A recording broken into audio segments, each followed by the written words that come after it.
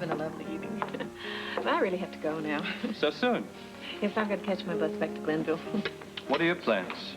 I don't have any. I'm just going home to my son. Lucky boy. Oh, that reminds me. I forgot I was going to make an appointment with Jason's pediatrician over at General for tomorrow. I didn't call.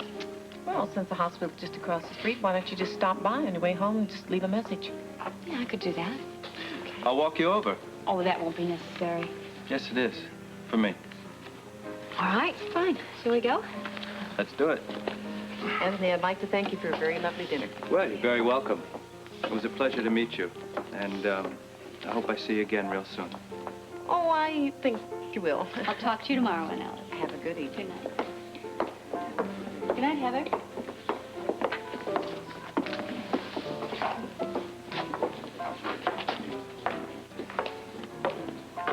So, what was that all about? Oh, Heather, I can't thank you enough for introducing Susan to that Mr. Hand. I mean, he's such a gentleman, and he's so attractive, and he really seems to be quite taken with our little Susan. She can have him. Well, I really don't think she's waiting for your permission. Anthony Hand's a creep. Actually, it's not any of your concern now. I mean, he really does seem to be attracted to Susan. And you're just your own worst enemy again. Good night. Listen, what's his word? I don't know. I can't quite make it out. Amy, what's wrong? Oh. Well, I'll admit she's scary, but I think you're overreacting. Alan, do me the courtesy of telling your friends that even if I were half as monstrous as you've no doubt described me, that's no reason to screech in my face when I come into the hospital to make an appointment with my baby's pediatrician. At this hour? Oh, we were having so much fun, I lost all track of time. Oh, were you out on another binge? Amy, if you can pull yourself together, please, I'd like to leave a message for Jason's pediatrician. Sure.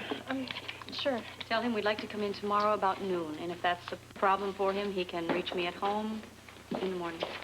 In the morning? Why, aren't you being optimistic? Aren't you expecting to tie one on tonight? Don't start with me, Alan. Start with you? I've been finished with you for a long time. Yeah, and it's a good thing, too, friend. Who are you? Didn't anybody ever tell you to treat a lady with respect? Oh, now I know. You're the White Knight. Yeah. Perhaps you'd like to joust a bit, sport. Get out of here. Alan, don't do that. Why not? Don't provoke him. I'll be happy to give your pediatrician the message. Thank you, Amy. Shall we go?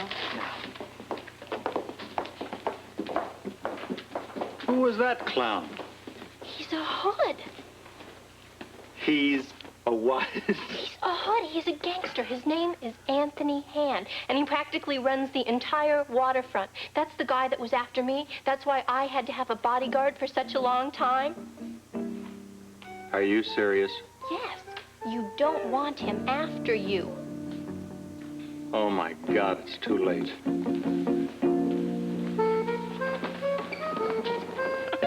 I'm telling you, you will not believe it, but it was like one of those, you know, the old Mickey Rooney, Judy Garland movies? You know, where all the guys would get around and they'd say, hey, I got an idea for a show. Oh, I got a barn. You know. Well, here we were. We're getting ready to do the show. The cat that had the advance money ran out. Now, here we got 7 days to open up. Oh. But we ain't got no money. The people are trying to help each other. Come on over to my place and stay tonight. We'll put on a pot, whatever it was. Well, I tell you, by miracle of miracles, somehow, 7 days later, we opened up. The curtain went up on a Broadway musical. And I'm telling you, it was a miracle. And you know what? What? It was the worst thing you've ever seen in your life. Oh, no. No, oh, but you tried. Oh, at least we tried, you know. Do you ever regret it? I mean, your life in the theater. Oh, never. Oh, I'm sure I wouldn't. Well, I've made a lot of mistakes in my life, but choosing to entertain people has never been one of them. Oh, it sounds. You certainly do it well. Yeah. Well, you know, I guess I could say honestly that I've had a lot of practice, too, you know. Because if you get booed off the stage enough, you know what to do that's good to defend yourself. It sounds like a great life. Well, I've got no complaints. Well, actually, maybe I've got one. There was, you know how you like to relive your life, a certain moment of your life over again so you could redo it the right way? Mm-hmm. Well, all my life, I wanted to be a swashbuckler, right? You know, I wanted to pull a sword out. I thought I was Earl Glenn or somebody. Well, I was on a road show that got stranded in London. Again, the guy ran away with the money, right? So here we are in London, England. Got a work permit, and I ran into a friend who I'd known who was with the old Vic. He said, I think I can get you a job carrying a spear. At least it'll pay for your rooms. Right. You know? So he said, man, give me anything. So he said, go to Bristol. Now, Bristol is a little bit outside of London, right? And here I am in the old Vic, and I got a spear to carry, right? Yeah. We're doing the Pirates of Penzance. Oh, good. My entrance on stage got the biggest laugh of the entire show. Oh, good for you. What did you do? I fell into the pit and broke my leg. Oh. I did, and I spent the whole scene trying to get back on stage with this broken leg, you know? And the audience, the funny part, the audience thought it was part of the show. So much for my career as a swashbuckler. Oh, my goodness. That's wonderful. You ought to quit. There he is. Happy birthday, baby. Happy birthday, Brian.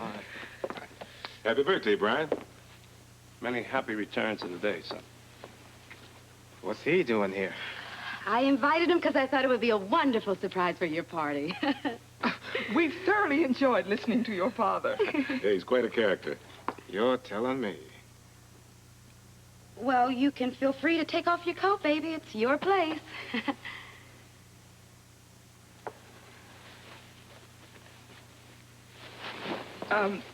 Is the hospital keeping you busy these days? Yes. It's been very, very, very hectic. Oh, your father and I had a wonderful time together in that kitchen. You should have seen us. Well, maybe you shouldn't have seen us. Actually, things were everywhere. He'd never let me in there again. Speaking of which... What? The oven. My roasted pig! I'll take care of that.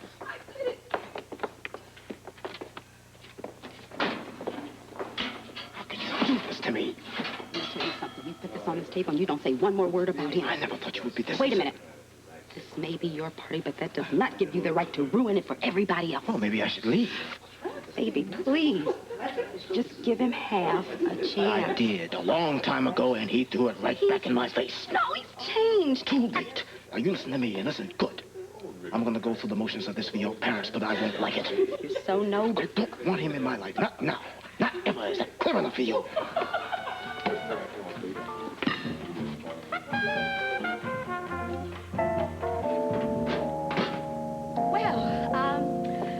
Can I fix you some more wine?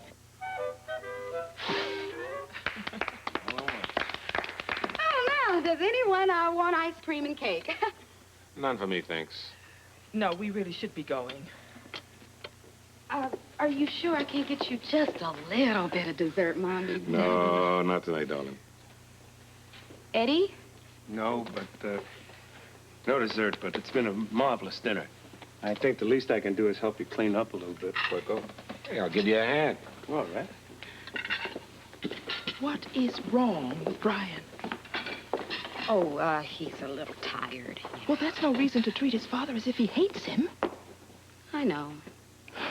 He's making everyone so uncomfortable. I feel so sorry for poor Eddie. Shall we go, darling? Yes, dear.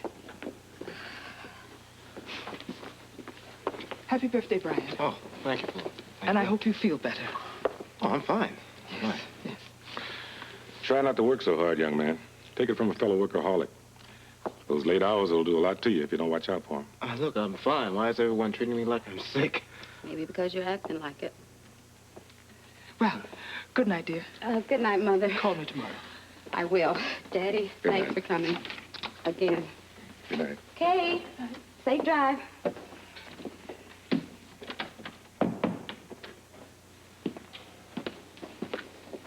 Thank you for the invitation, Claudia. I am so glad you could make it, Eddie. Thank you, thank you. I'm glad that somebody's glad I came. Let me get the door for you.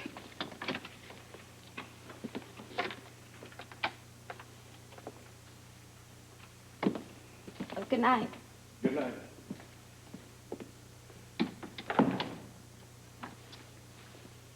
Oh, I really, really, really hope you're satisfied. Me? Oh, I had a miserable evening. Oh, and spoiled it for everybody else. Oh, they seem very happy enough. Oh, you gotta be kidding, honey. They couldn't wait to get out of here. They wolfed down their dinner. They didn't even stay for birthday cake. They couldn't wait to leave. And whose fault is that? Mine? I didn't invite him. He's your father! Not any more. You know, I don't really understand you at all anymore. I've been trying to tell you that for years.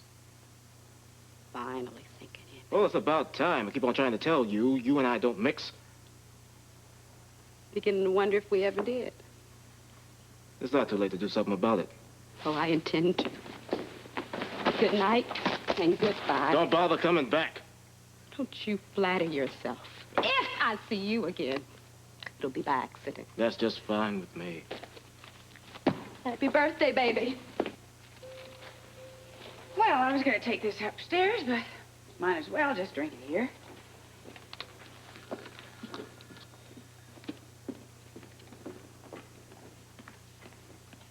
All right. I'm dead. Did the stock market collapse? It's worse. No, you're a quartermain. There isn't anything worse. She's going to have me killed. Who? I am going to wind up at the bottom of the lake in a concrete suit. For heaven's sakes, what are you talking about? Susan! Oh, what has she done now? She has hired this notorious hoodlum to do away with me, Monica. His name is Anthony Hand. Oh, my God, you're laughing, and there's a contract on my life. Well, at least somebody wants you, darling. She brought the thug right into the hospital so he could have a good look at me. Well, look, just take it this way. I mean, it's kind of an exciting way to go. What am I going to do? All right. Now, this is serious. Yes, it's serious. At least we've established that. Well, if I were you, What? I would double my life insurance policy immediately.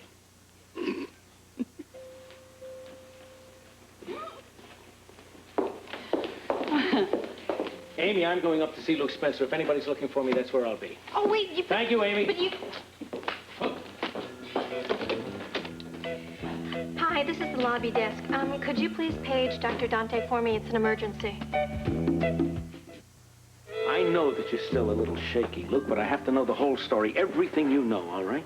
What about Holly? What about her? Where is she? You tell me. If I knew that, neither one of us would be here. Look, you're not going anywhere until you answer my questions. So let's start from the top.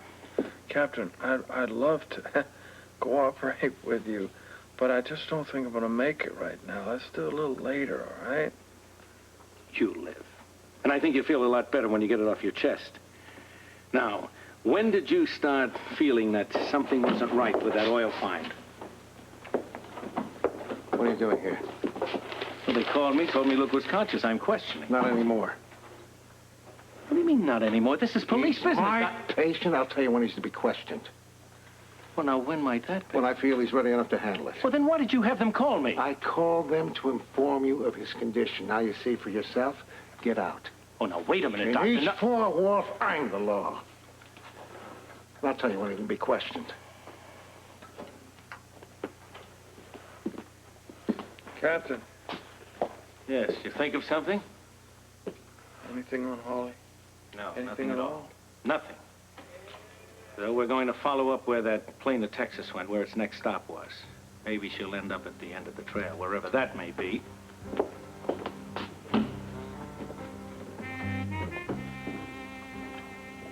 This one's heavy. What did you put in it? Oliver, did you get... Oliver. Well, darling, it won't be long now. I know. Are you feeling all right?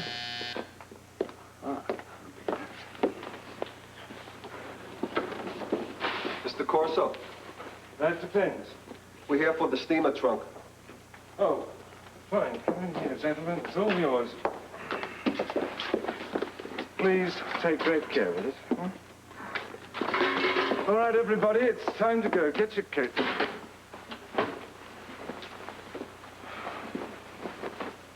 That means you too, Holly. Where exactly are we going? You'll find out in time. Oh, should be just in time. We all take the same plane to Toronto. Then Oliver and Reginald, you remain there. While Charles, Holly, and myself take the train from Toronto on from there. Is that understood? We're not children, Basil. Let him have his little moment of glory. After all, he deserves it. Well, I'll wait downstairs. I'll go along with you. Ready, darling? Almost, Father. Well, make it quick. We're running a little late. Yeah, I'll be right there.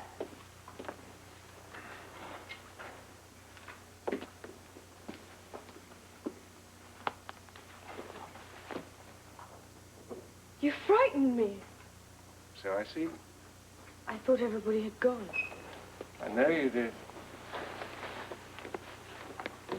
You needn't have waited. I wanted to escort you downstairs. That won't be necessary. Just in case you wanted to make one last phone call. I know how those urges overcome you from time to time. Have you got everything? I think so.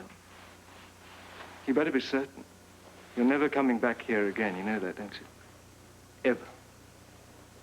Shall I just double-check your room? Why bother asking? You'll do as you like anyway. Well, I was just being polite.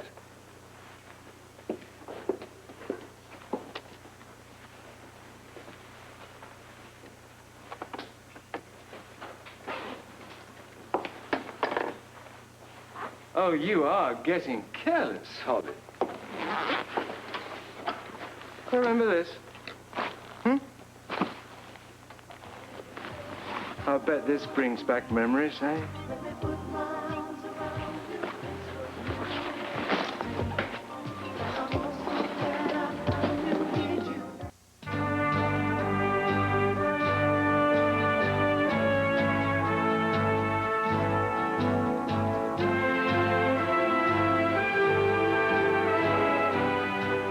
Stay tuned for The Edge of Night next.